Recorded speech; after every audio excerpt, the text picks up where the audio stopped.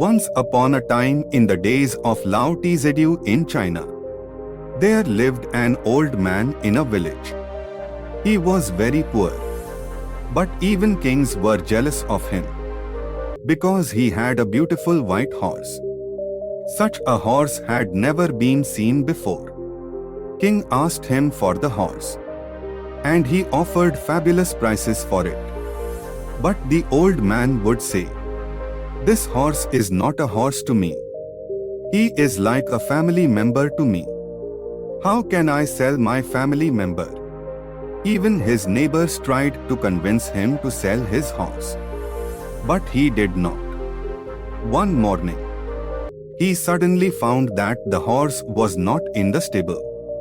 The whole village gathered and they said, "You foolish old man. We knew it beforehand that someday the horse would be stolen. And you are so poor. It would have been better to sell it. You could have fetched any price you asked, any fancy price was possible. Now the horse is gone. It is a curse, a misfortune." The old man said, "Don't go too far, simply say that the horse is not in the stable. This is the fact, everything else is a judgment. Whether it is a misfortune or not, how do you know? How do you judge?" They thought the old man has gone mad. He would have sold this horse and lived in riches. But he was living hand to mouth in misery and poverty. Anyways, few days passed. After 15 days, suddenly one night, the horse returned. He had not been stolen. He had escaped to the wilderness. And not only did he come back, he brought a dozen wild horses with him. Again the people gathered and they said, "Old man, you were right and we were wrong. It was not a misfortune, it proved to be a blessing. We are sorry that we insisted." The old man said, "Again you are going too far. Just say that the horse is back, and say that 12 horses have come with the horse, but don't judge. Who knows whether it is a blessing or not?" The old man had a young son, only one son.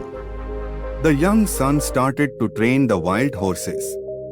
Just a week later he fell from a wild horse and his legs were broken. The people gathered again, and people are people everywhere, like you everywhere, again they judged. Judgment comes so soon. They said, "You were right, again you proved right. It was not a blessing, it was again a misfortune.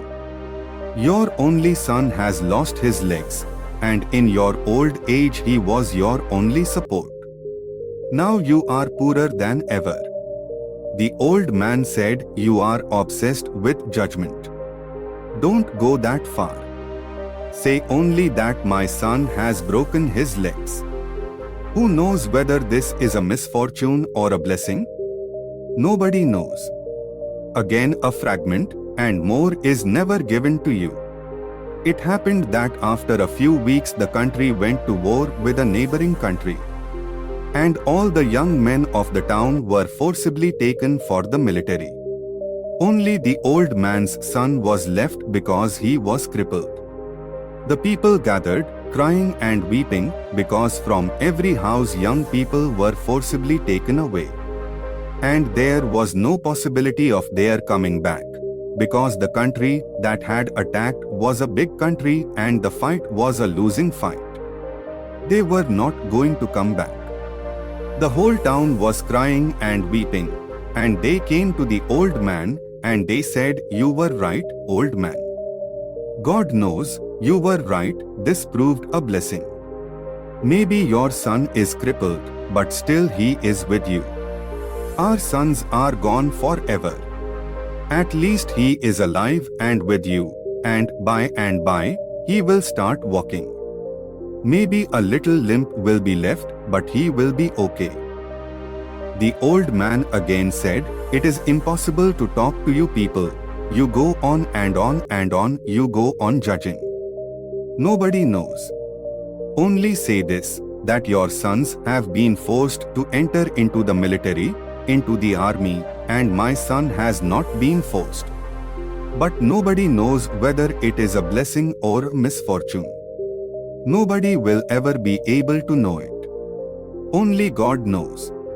If we see in our lives, we will find that we often try to control the events of our lives by deciding what outcome would be good and what would be bad.